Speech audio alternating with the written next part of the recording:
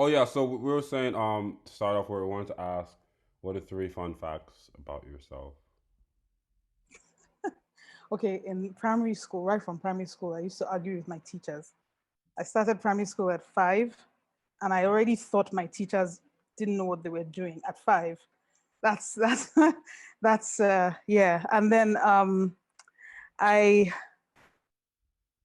I think I've always gotten along with like tough bosses.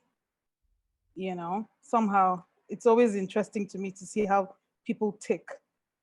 And so I always looked at them as a problem you had to solve, sort of. And I always got along with tough bosses. The third thing would be that I wanted to be a doctor, a medical doctor. And my dad will always ask me, yeah, but how? You hate math, you hate physics, you hate chemistry. You can't be a doctor. You have to choose something else. And I told him I was going to show him. Yeah, of course, it was impossible. It was so silly, you know. But yeah, these are three things that make me laugh every time I think about them. Nice. And then another question we had was, what inspired the name Vesta? Because you're Um, Vesta is a Roman goddess of home and hearth. In Greek, she's called Hestia. And basically, she had a temple in Rome. Every city in Rome, every village had a temple of Vesta that had a fire that never went out. And this fire, soldiers would go when they were going to war, traveling people would go when they were going. And every year there was a procession in the village, and people would go light their fire from Vesta's fire and take it to their homes. It was basically the goddess of home and hearth. And this fire never went out. It gave strength, it gave warmth. And so, setting up my company, I thought this is what music is. It is warmth, it gives strength, it is a core. And yeah, my parents' house is called Vesta Villa, actually. And yeah, I thought it'd be nice to call my company that. wow, that's you should Why like. are you looking like that? Oh, that's pretty Didn't good. expect that. That's pretty good. I'm not gonna lie. You should like start a business where you help people create their org's name. That's I guess another question we had was in the work you've done with the Vesta Violins Workshop and Vesta Orchestra. I guess it's two questions. Like one, how did you get there, and then what led you to this issue slash work? Okay, so I left Nigeria in 2004 to study in Vienna, in Austria. But I would come back every year. Like I was a member of the Musical Society of Nigeria. So every time I came home, I would go for a concert.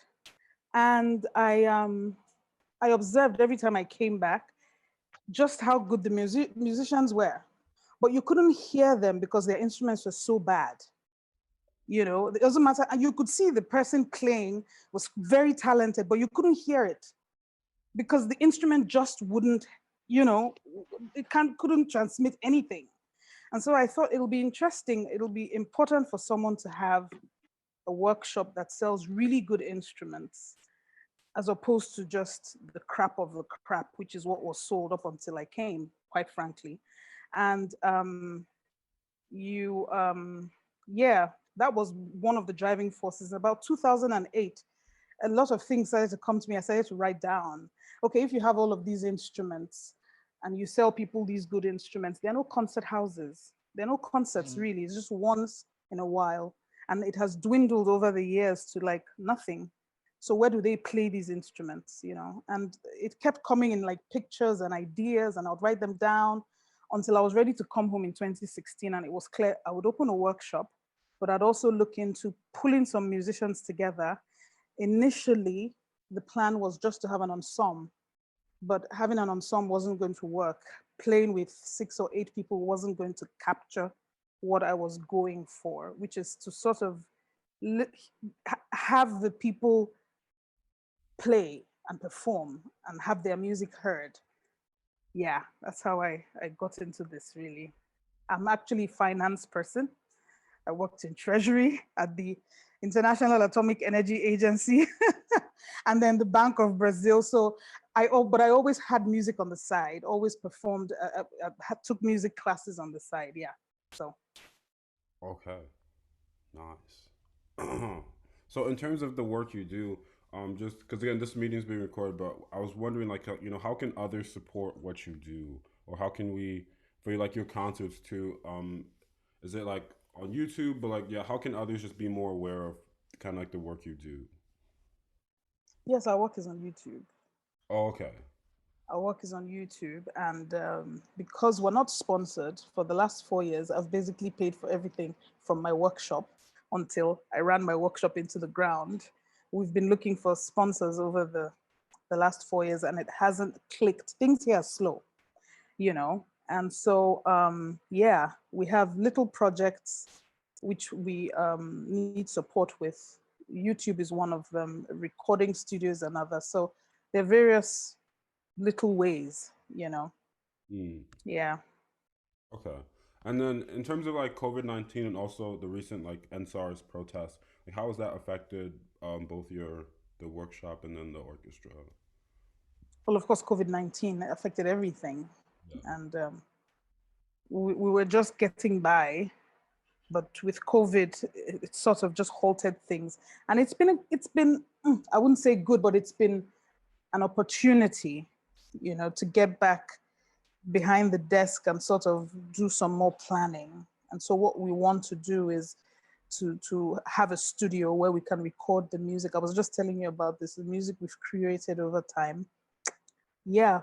And so that's where we are now, trying to get a studio that will fit 40 musicians and then some singers, you know. That's quite a it's quite a task here. Mm, yes, for sure. And then what is advice you would have to others, you know, in terms of overcoming challenges that we may face in our lives? Well, I'm very what's the word?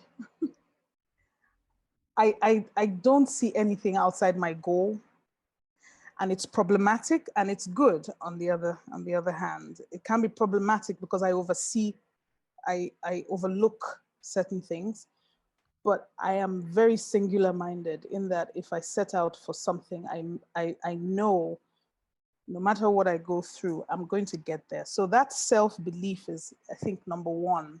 You have to understand why you're doing what you're doing. If it is because someone else did it, you're never going to get anywhere. So it has to be a very deeply rooted understanding and belief in what you are setting out to do. I think that's number one. And then the rest will fall into place. Mm, nice. That's some good advice. I should have brought my notebook. So in terms of, you know, after COVID, in terms of what's currently on the horizon, I know you mentioned trying to record the works you've done, but also just with the Vesta Violins Workshop and the orchestra, are there any other things that are on the horizon afterwards? Okay, well, yeah, we just finally registered the Vesta Orchestra and Opera Foundation. And basically, what we're doing is um,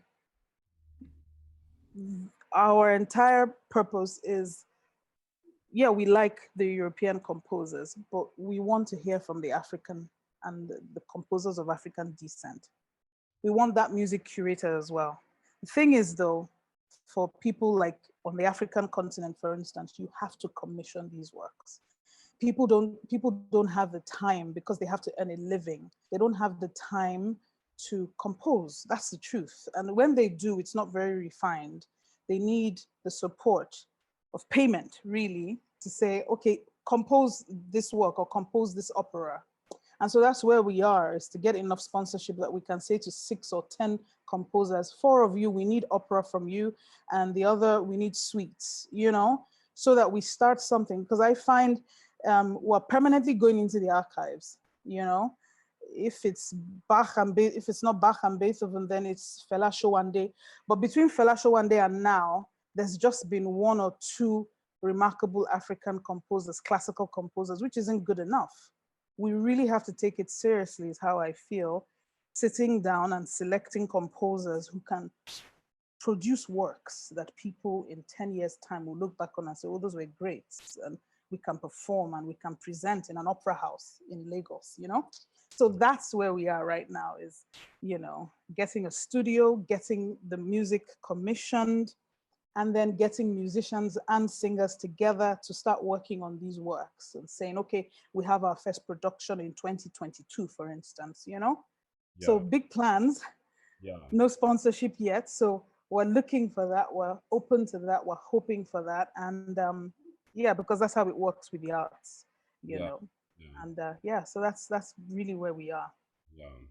The horizons, it seems like it's like a mountaintop, but when you get I there, know. ooh, it's bright on that mountaintop. So yeah.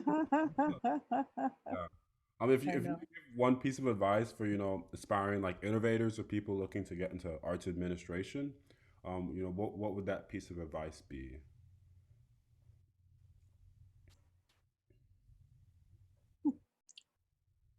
What will that piece of advice be? Yeah. It has to be about the people who do the work.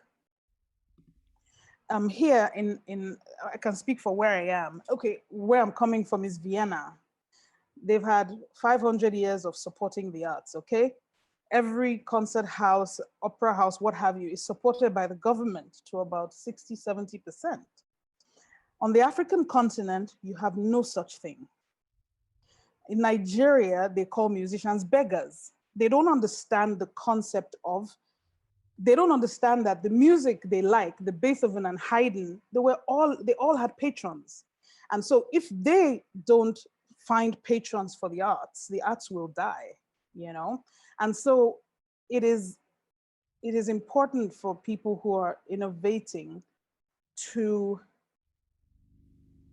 to really research what the problem is that they're trying to solve. It's not enough to fall in line or copy what has been done. You have to get to the core of an issue. You have to be solving a problem. That is what innovation is. You can't be a dinosaur and say all the doors are little. Yes, they're little because they're built for little people. Dinosaurs are dead. So if you're going to innovate, then you really have to go to the core of a problem that you're going to solve, and that's finding that, I find, is a different matter entirely. Oh, yeah. Yes, that's true. Um, did anyone from the, I guess if anyone has any questions for now, just, unmute. If it gets kind of rowdy, we could, use the chat to kind of get some order. But yeah, if anyone has any questions, just feel free to unmute and do it.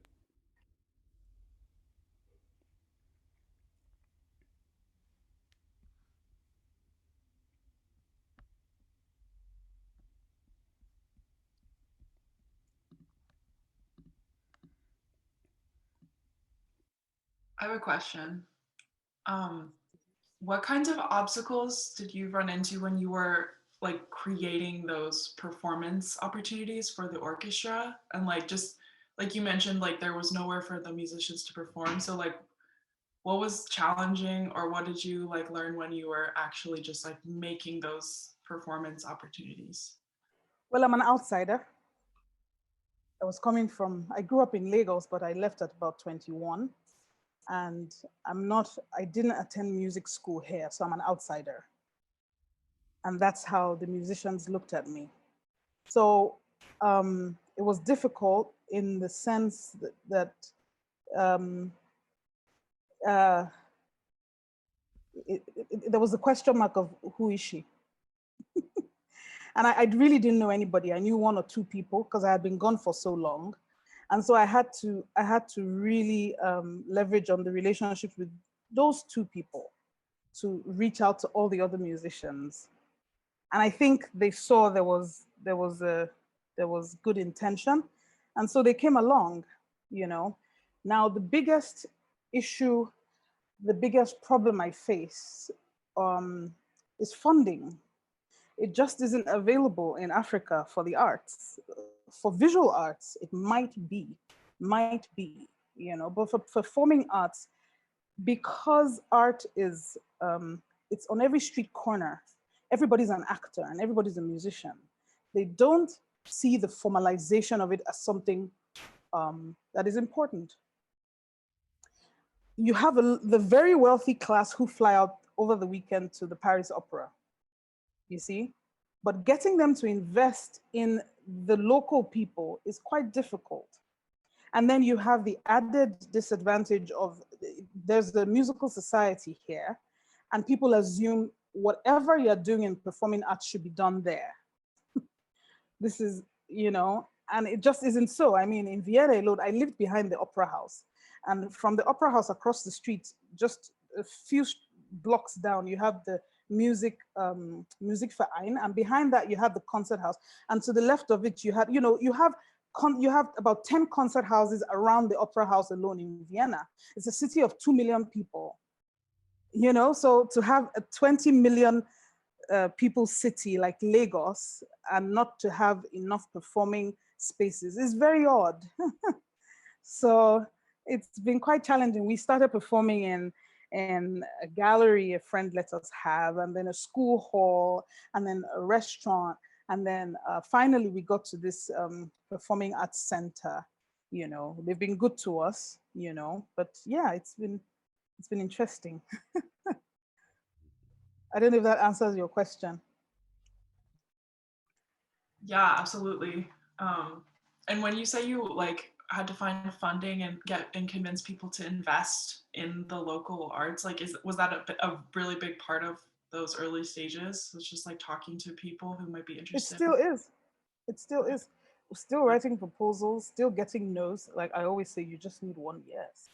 And then people will fall behind that person, But like I said, you have the musical society they had a lot of sponsorship at one time. So people don't understand why you don't go over there. Go over there, but it's not the same as it used to be, and they don't get sponsored like they used to be. And it's not like the sponsorship is for outsiders, their sponsorship is for their musical society. It has nothing to do with us, so getting people to break out of that mindset has been something. But my mentor said to me, he said, don't worry, it takes about 3 years before people start to really hear you. I'm like, it's not consoling at all.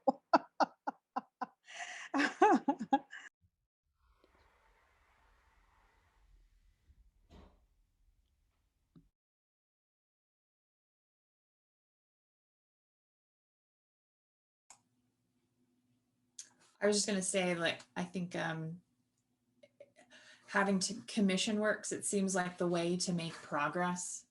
Like the only way you can get things that you want and bring in people is commissioning new works, but that's so expensive. So that's the financial hurdle, but the opportunity it creates is such a big one. So yeah. Have you, could you talk a little bit about the commissioning process and things that you've done so far? Well, so far I've been able to talk to just 1 or 2 colleagues and said, what do you have already? And the one colleague has an unfinished opera. He gave us an excerpt to perform, Edward James, and he didn't charge us anything because he understands completely we had nothing. And another colleague who was our conductor also composed and arranged some works for us, about 4 or 5, and he didn't take any money either because they understand. So commissioning, they would expect something, but they're not going to try to break the bank. They expect, okay, something for the effort, but not the sort of charge you would get in Europe, for instance, when you needed to commission a work, Yeah, so that's the route. I mean, basically, we say to them, listen, when we have funding, we can say to you, this is how much we can pay. You can't give me your fee. I can't take your fee. I don't know what it is. We can just tell you this is what we can pay, because we're a foundation, we're little guys, yeah. It's expensive, but it's the way, right? It's what Beethoven and Mozart had done. It's what Haydn had done. It was all sponsored works. It was all commissioned works. And that's why we have this huge library of music, because some people took it seriously, and it's because we have such a huge library, we've gotten lazy, I think, as classical musicians, where it's so easy to just play some Tchaikovsky and some Bach and put it together and you have a concert, but people are not listening to this music. So we have to wake up.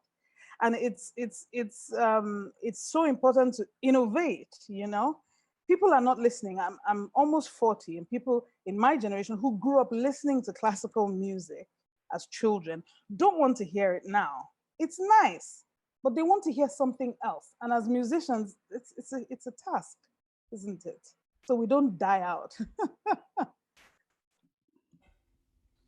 And it provides connection too. Like if you know the person who's writing something for you, like there's more of that, like, you know, kind of investment from the performers and anyone listening, if it's, especially if it's a local thing. I think that's important. Sorry, my husband is grinding coffee downstairs, so that's what that noise is in the back. Oh, can't hear anything.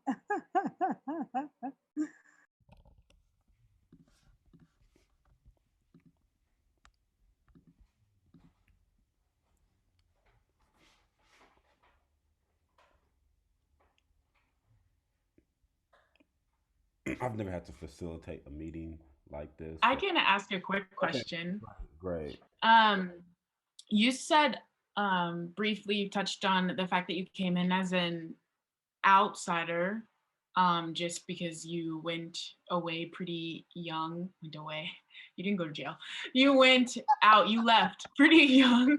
But coming back, can you talk a little bit about what that was like, being looked at as an outsider, and then just what that process was like? I guess maybe if you had to earn some sort of trust, or just what they kind of saw you as. Okay, yes, I did, and I'm still having to earn some trust, but I, from the cultural angle, in Vienna, classical music is not a joke. There are no hobby musicians. Everybody's serious, you know? And so coming here and experiencing little things it's the same thing, the lack of understanding or the lack of importance attached to the arts. You know, I feel the arts and culture can drive an entire economy, but our leaders don't seem to think so. And so it took a lot of adjusting. The first 2 years, I'll be honest, I lost my cool quite a bit because I couldn't understand a number of things with the musicians as well. You know, time is one thing, the concept of time, it no longer vexes me like it used to. Yeah, but the application of self was a huge problem because so much is not provided for in our environment here in Nigeria. Things are really tough. And so people getting from point A to point B, for instance, is such a chore. It's so difficult, you know? And so you find people are not settled. People aren't settled. And if a musician or an artist isn't settled, you can't get 70%, talk less of 100. They're not settled due to the difficulty of the environment. And then comes the problem of not having a steady income. And I have such respect for them because you have all of these young musicians of 23 and 25, and they have decided, despite all of this difficulty, they have decided to go into music completely, you know, as opposed to having a day job and then being a musician on the side. They have decided to take on the challenges and be teachers and be what have you, and do it because they love the music so much. And for me, somebody has to come to their rescue. Somebody has to take them seriously enough to say, we have to find enough funding to support these people to say, you have a salary monthly, go for rehearsals every day like everywhere else in the world. You know, and this hasn't happened. I mean, my uncle said he founded the Muson Orchestra in 2005, 2006. He's a professor in New York at Siena University or something. But he was one of the founding members of Muson. He was very young when the Musical Society of Nigeria was founded. And in 2005, they brought him back to Nigeria, you know, for a year. And he founded the symphony orchestra, the Muson Symphony Orchestra. And he introduced the concept of musicians coming to work every day. They had never had that. They didn't understand that concept here. But after he left, they scrambled that. The management scrambled that because they didn't understand the point of paying these musicians to practice. They still don't. And that, I can't understand that. I don't understand, because it can't be an ad hoc arrangement where you have a concert and then 3 weeks before the concert, whoa, let's rehearse. That's not how it works in the rest of the world. Musicians go to work every day, like an accountant goes to work and like a manager goes to work, but that concept does not exist here. And it's the most difficult, most challenging one to overcome. But I think we'll get there because it's time. It's time. And thankfully, there's been an explosion of the entertainment scene, and there's the Afrobeat, Afro pop thing, you know, exploding, and people are beginning to see that the arts actually engage people, although it's not arts, it's entertainment. But the art side of it now is where we are, is what we are. And we hope, yeah, we hope we're moving towards something sustainable, you know? Yeah. Sustainable, that's my favorite word. Sustainable. Mm-hmm. Yeah.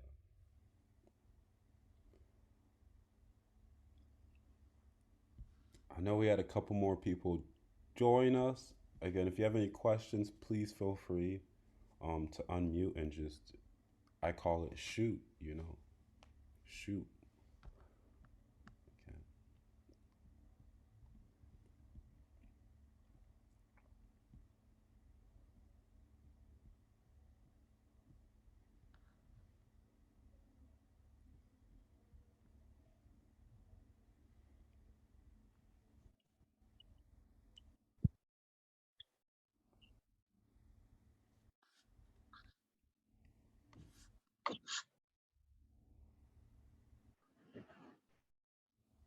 Okay. Oh, is that David Bolaji?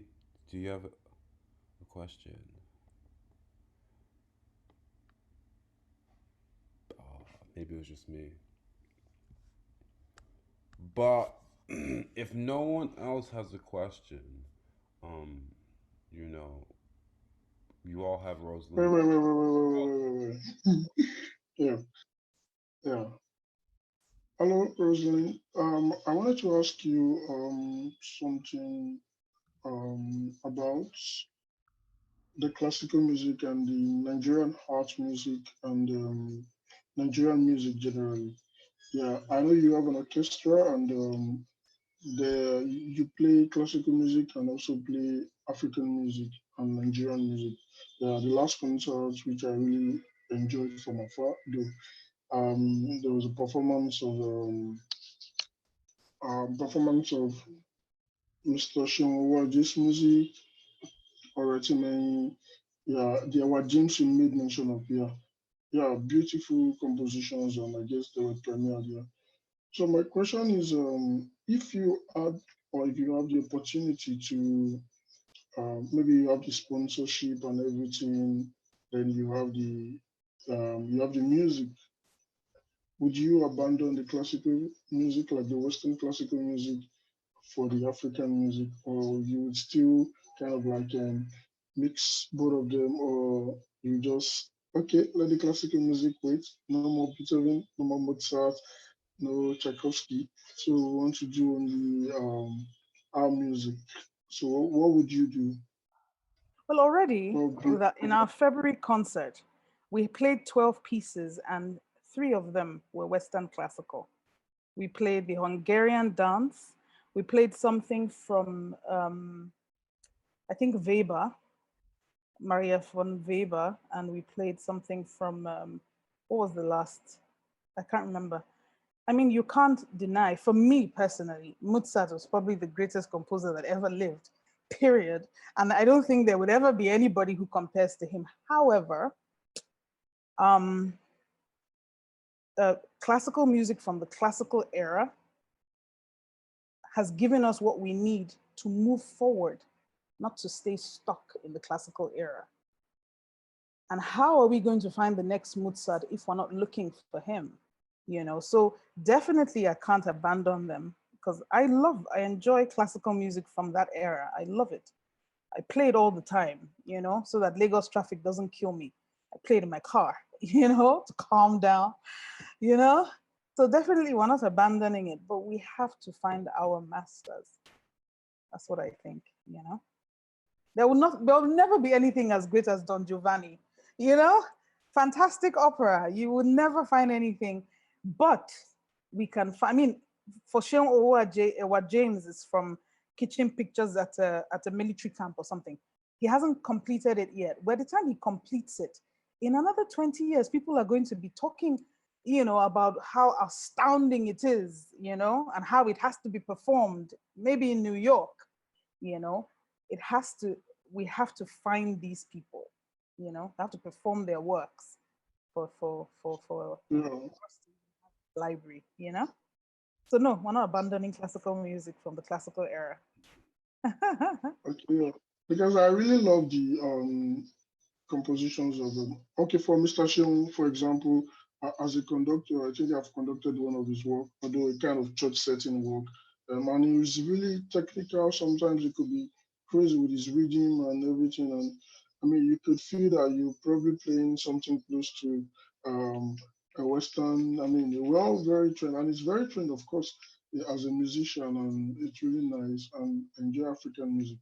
Also, I think, in my own opinion, like you said, one way or the other, the Western art music has really given us that technique and everything. And if you abandon it, I'm not sure if you will be able to handle even the Nigerian music if it comes That's to it. yeah.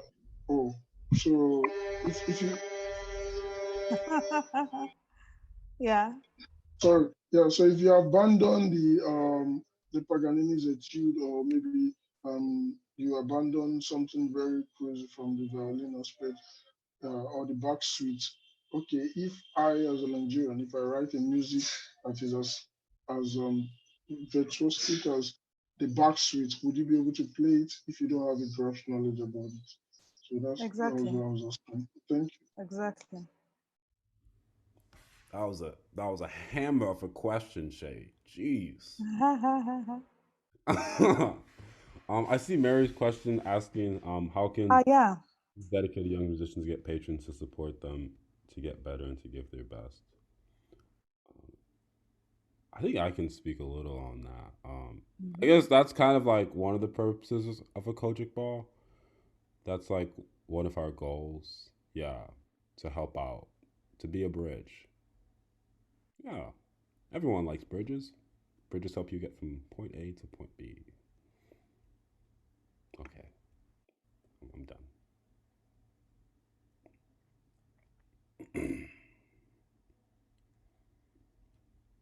Do you like oatmeal, Rosalyn? Sorry, what? You like oatmeal? With nuts and banana, yes. Ooh. This is like the commercial break, everyone. This is the yeah. This is I have a question again. Can I? Or yeah. there's still a I break? think we have because I said 10:45. So if after shave, someone has one more question. Oh, That Okay. yeah, just go right ahead. okay. So about the violin making and okay, did I say violin making? I think you make all the strings, right? I'm not sure, but about strings making, do you yeah, you studied it in Vienna, and there is no one other person I know who actually makes strings in Nigeria, or who makes instruments or helps with these things. I mean, when Danny asked me about you, I think I gave him the good information up to some extent that I know. So I'm like, okay, do you have an interest in kind of building up or kind of mentoring some young musicians who probably have interest in this in Nigeria, so that there will be a kind of continuum for it? Okay, so I studied in England, actually. I took a year off work. I took a sabbatical year off work, went to England, to a village to learn. And my major was in restoration and repair. Yeah, so I learned how to make a violin, but not to completion. I learned how to do that, but that wasn't my focus. My major was in restoration and repair, because I think there are enough violin makers. And for me personally, I couldn't stand making the violin. It's too much noise. I preferred sitting down and repairing one, because it was very quiet and you could go at the problem, as opposed to shaving wood, you know. and knocking things together to get what you want. You know, not a lot of knocking, but just working with the chisel and all that. I don't have any plans on mentoring anybody because it is so consuming fixing an instrument. I would rather bring in colleagues who can do workshops for like a year, because it is so much work. There's so much calculation involved. There's so much training of your eyes. It's not a short-term thing. And I don't want to deceive myself or deceive anyone into thinking, oh, I could teach you how to do. No. It's so much painstaking work, and you need so much quiet, and you need the teacher on you. That's the only way I can put it. You know, the most I could do is teach someone how to set up an instrument and to show them, but each instrument will be set up differently because of the calculation from the neck to the bridge, from the bridge to the tail, all those little calculations. And to know that, you have to know the measurement of a violin and what it should be. And if you don't have the standard, if what the instrument you're holding is not a standard measurement, if it's 1 or 2 inches shorter or longer, then your calculation, it is such a headache, you know, that you need so much patience. It's why I don't teach the violin to play. I don't teach anybody because I don't have that patience, you know. So I wouldn't have the patience to say, now, okay, so the violin is meant to be 345, you know, and then if it's not 345 centimeters, then you have to calculate. And when you calculate, you divide by 9 to get your measurement from the scroll to the, I don't have what it takes. So if 2 people have asked me and I've said to them, go to the internet and Google violin making schools and go there. You know, but yeah, once we have our space, I plan on bringing in, because I had a few colleagues who said, you know, one German and one British gentleman who said they would love to come to Nigeria, work for about 2 years. You know, so this is the sort of thing I plan on doing, is bringing them here. And then people who want to learn can sit down with them and dedicate time to it. The thing is though, as with everywhere around the world, it's very few luthiers who make money. The rest of us do it because we love the instrument and we have other things we're doing, bringing in money. You know? Yeah. All right. Well, I think we have time for one more question. If we have one more question. This has been a very stellar conversation. Oh my, let me just say, this is. Oh, thank you. I told you, Dr. Carey, this would be nothing of boring. This was.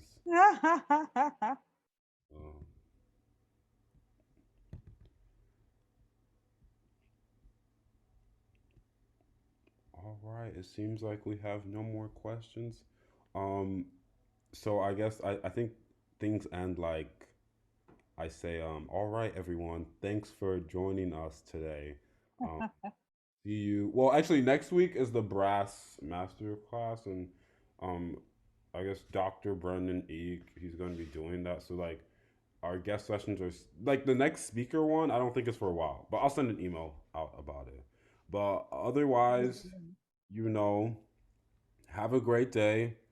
I hope you've brushed your teeth today. Oh wait, I forgot. Rosalyn, would you like to do your handles? I will also put them when I'll chop this up real nice. You know, edit it, make it real, real nice. But like your social media handles or. What should I do? I should send to you or what? Yeah, I think if you send to me. Well, I have it. I'll put it. And then you can put it up on the screen, right? Yeah. Okay, that's what you mean. Yeah. I'll do that. Yeah. Okay. Thank you so much. Yeah. Oh, yes. I guess if anyone's joined to, this is like a Kojic Ball Music Foundation, but you know, that's not the most important thing right now. The most important thing is Rosalyn. But you know, I just want to thank everyone for coming. I was afraid no one was going to come. I was thinking it was just going to be me and Rosalyn. Thank you so much. Yeah, I appreciate everyone coming again. I hope you brush your Yeah, teeth. Daniel. Yeah, Shay. Yeah, just saying people can also follow the Akojopo on social media so they can get update for the next speaker and everything. Yes, please. This is why you're on the team, Shay. This is why. Oh yeah. So I just put Okay. our handle at AKOJOPOMF. If you want to follow us, we'll be posting about our next guest session. So Sorry, Akojopo. What does it mean? oh, harmony. When I was talking with my mom about like what should I name this? Because I was trying to figure out, is there a word that resonates? And I was asking my mom, is there like an English translation for harmony? And she couldn't think of one. But I was taking Yoruba classes with a teacher in Texas virtually, and I was asking her, what's like the translation for like harmony in Yoruba?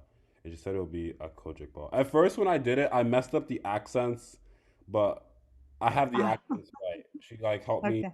showed me like the proper way to put the accents. So Okay. Akojopo kind of literally means harmony, and I Oh, guess nice. that is kind of like a blend of both Western and like Nigerian culture in terms of like the music. Very nice. Yeah, Very it's nice. not as good as Okay. Vesta. It's not as good as Vesta. Oh, please. Everyone asked me right from at the beginning, why didn't you take something African? Yeah. And I never had an answer to that until today. I don't have an answer. I think Vesta is right. Yeah. Wonderful. Thank you so much for this. I Yeah. enjoyed it. I Yeah. hope you all enjoyed it.